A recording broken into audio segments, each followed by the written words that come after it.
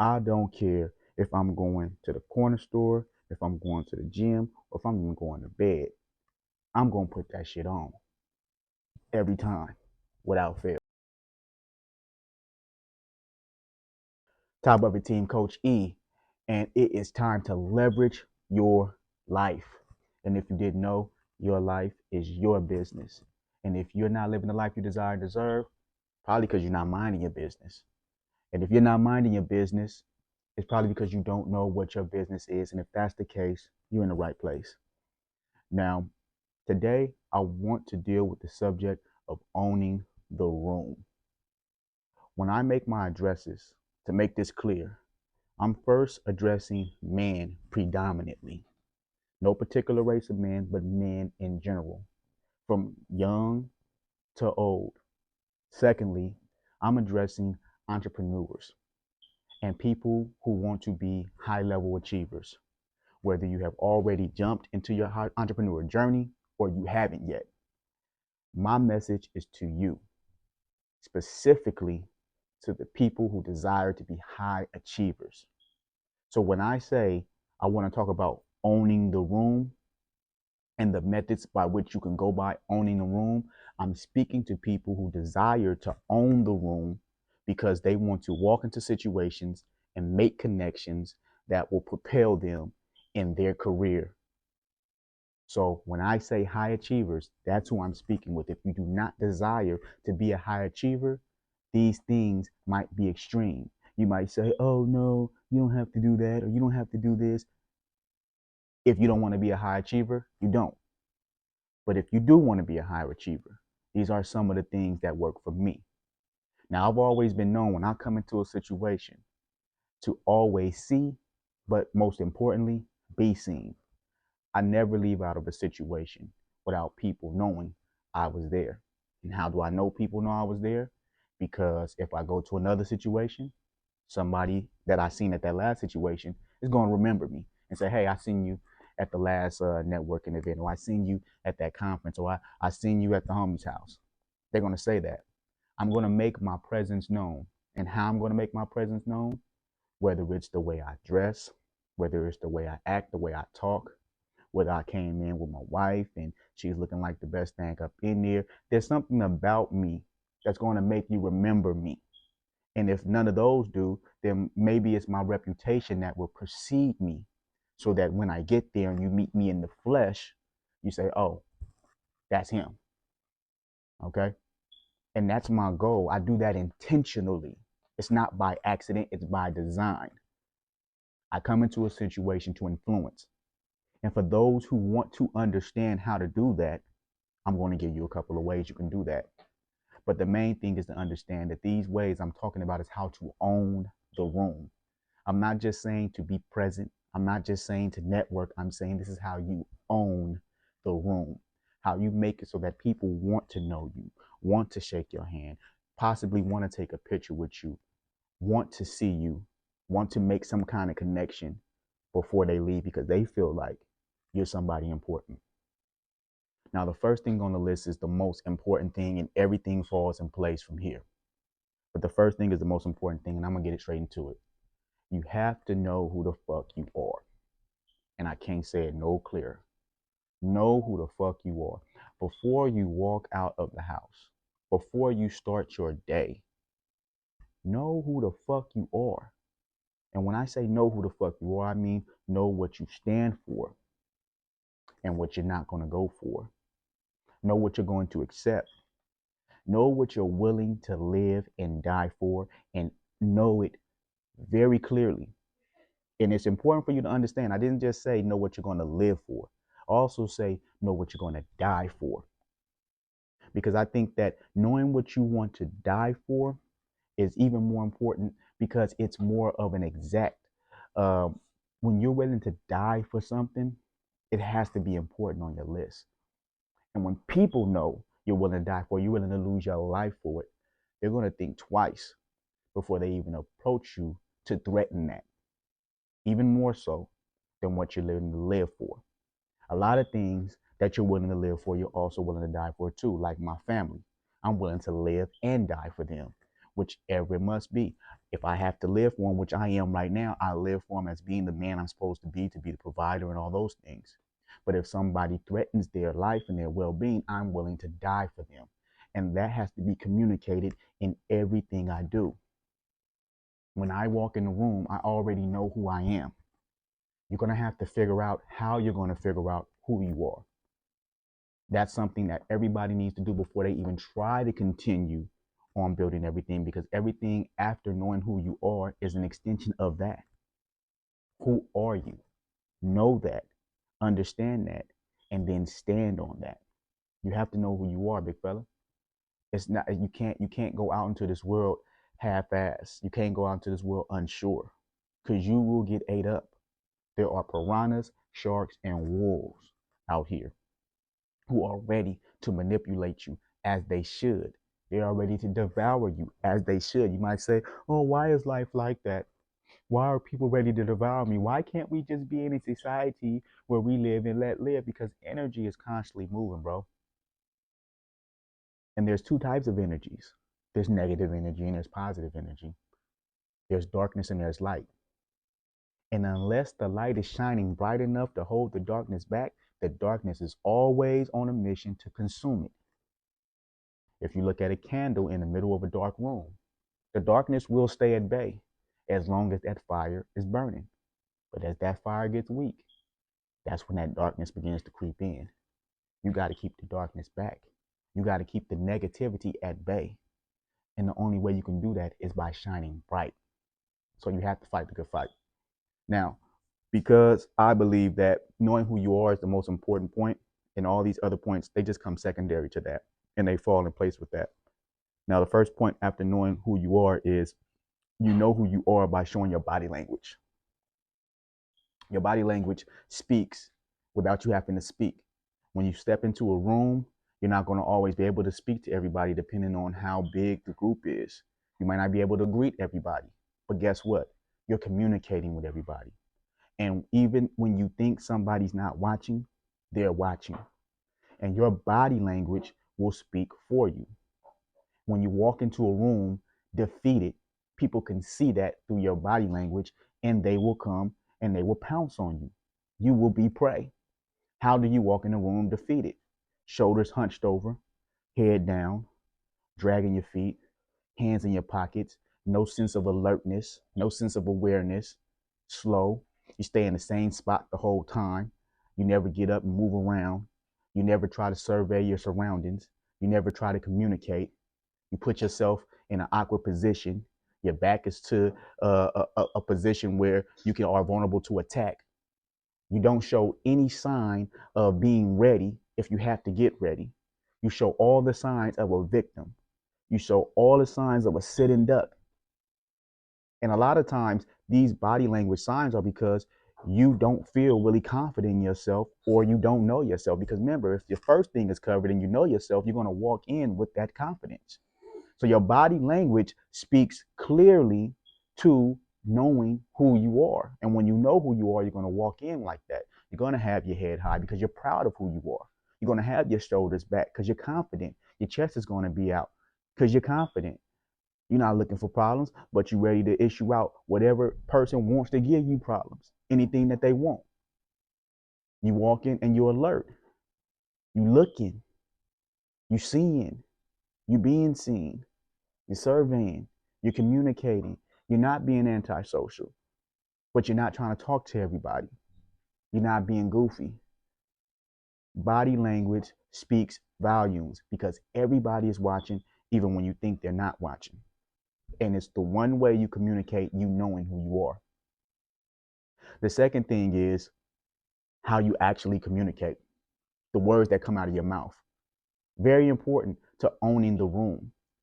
When you talk, even people that's not in the conversation are listening. So be mindful of the way you talk and the words that you say. When you speak, it lets people know what you know. It lets people know the information that you've been consuming. Because when you speak, you're regurgitating information that you've been processing. It lets people know what you have read and what you have not read. It lets people know what you're watching and what you are not watching. It lets people know if you're educated or not. When you communicate, these are telltale signs of who you are. And when you know who you are, you can communicate properly. And that's whether you have education or not. It's not dependent upon being book smart to be able to communicate properly. But that can help you communicate properly. But communication is another way to own the room. The saying goes, conversation rules the nation. And a person that knows how to speak, tell a couple of jokes, has a little wit, not too overly goofy, but can make a person crack a smile. Like a person like me, I pride myself on being able to conversate with anybody on any level. Now, if you know me, you know I'm not really into sports heavy. I won't sit down and watch a whole football game or a basketball game or any kind of game. I'm the type of person that'll sit down and listen to a whole documentary on the Rockefellers or on Andrew Carnegie, or I sit down and listen to a speech. You know what I'm saying? I used to study the speeches of Khalid Muhammad, and I used to study other people in that nature, just of them speaking on certain topics. That's the type of person I am. So if we're talking about finances, if we're talking about history, I can give it to you. I can tell you about Muhammad II of the Ottoman Empire. I can tell you about Hannibal the Great. I can tell you about Alexander the Great. I can talk about those things. But when it comes to sports, I can't. But what I do is I consume enough information in general when I see little tidbits of information on certain trades and who's in the playoffs and who's not, that I can hold a conversation with somebody about that topic.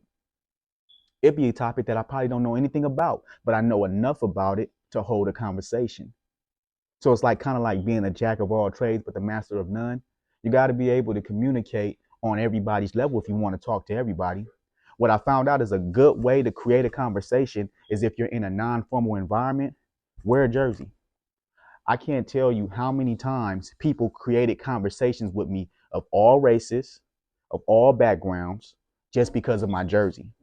And because I don't have a specific team, I'll wear anybody's jersey. And when I wear it, it sparks a conversation.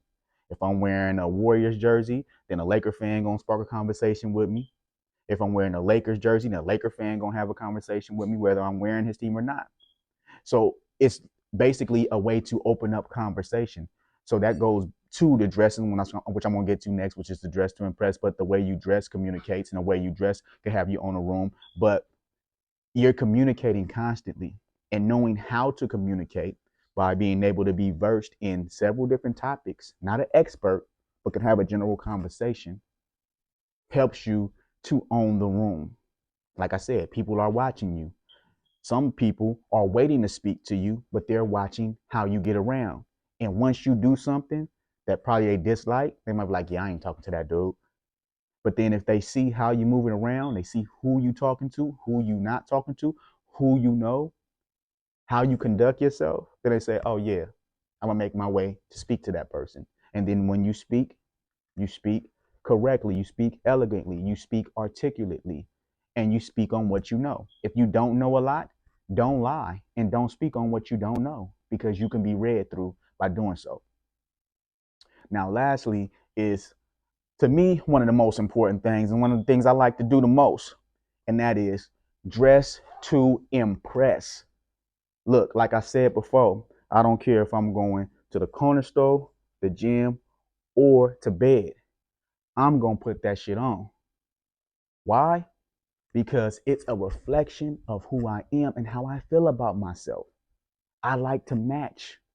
You're not going to see me not matching even when I go to sleep. You're not going to see me not matching even when I go to the gym. I like to look good. It's not about nobody else. It's about me. I feel good, so I look good. And because of that, I'm constantly communicating something about myself. One thing about your dress code, it does say a lot about you, because like they say, as you do one thing is how you do all things. So if I see a person and he's in a suit and his suit don't quite fit right on him, then to me, I'm going to say that person is not paying attention to detail. They're kind of a little sloppy. Now, I'm not going to say I'm not going to deal with that person, but he's communicating by the way he wears the suit. Now, the suit can be clean, he can smell good, and he could be a good person. I'm not going to discredit a person just because their suit don't fit properly, but it says something about him, because what you wear is what people are going to see before anything. And why wouldn't you want the thing that people is going to see first, which is going to create the first impression, to be or to leave a good impression? If what I'm wearing is going to be the first thing somebody sees to be able to judge me, then I want what I'm wearing to speak exactly how I feel and what I feel and the type of person that I am. Now, yes, might be a lot of cats that can dress slick, but ain't about shit. And you give people the benefit of the doubt and you find that out. But what I'm saying is your first impression needs to be and to communicate exactly what you want it to communicate. And you do that in how you dress. You own the room in how you dress. When you come in with a nice tailored suit, if it's an upscale event, and you got that one unique color or style that nobody else thought of, people are going to speak to you. If they don't do anything, they're going to give you a compliment. And that's going to open the door for conversation. If they're secure in themselves, they're not going to be jealous of you. They're going to congratulate you. Men are good at this. I've often been outside and been dressing nice, and I have a guy come up to me and be like, yeah, I like how you put that together. I get compliments like that all the time, and I love it because I'm the type of person that goes out with that mindset to leave an imprint in your mind. He might go back and he might put that outfit together himself. The key is he's going to remember me. I'm not going to leave that place forgotten. They're going to know who I am. They're going to remember who I am because I put that shit on. So all this shit, I know we in the age of the dorks and everybody want to dress how they want to dress and want to say, oh, you should not judge me by this. There's billionaires who wear sweatsuits all the time. I don't give a fuck about none of that.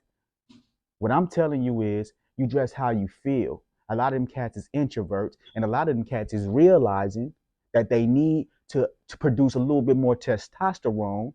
That's why you got Mark Zuckerberg over here doing jujitsu, and you got Jeff Bezos over here getting buff and, you know what I'm saying, out here living a Playboy life because they understand that, yeah, there was a point in period where I had to be all mental to get to where I'm at. But there's other aspects of life that I need to show and improve in. And one of those things is putting that shit on, man. Putting that shit on ain't never gonna be old. It's never gonna go out of style. You're gonna always have to put that shit on. If you wanna own the room, you have to. Ain't nobody owning the room in sweats. And I don't care if they the tech mogul. I don't care about that. I don't care about none of that introverted mentality. I'm talking about you wanna own a room. You want people to remember you. You want people to want to associate themselves with you. You're gonna have to put that shit on. So first, we need to always know who we are. Before you walk out this door, gentlemen, before you get up, before you continue your day, know who the fuck you are, man. Know who you are. Know what you stand for. Know what you're willing to live and die for. Watch your body language, man.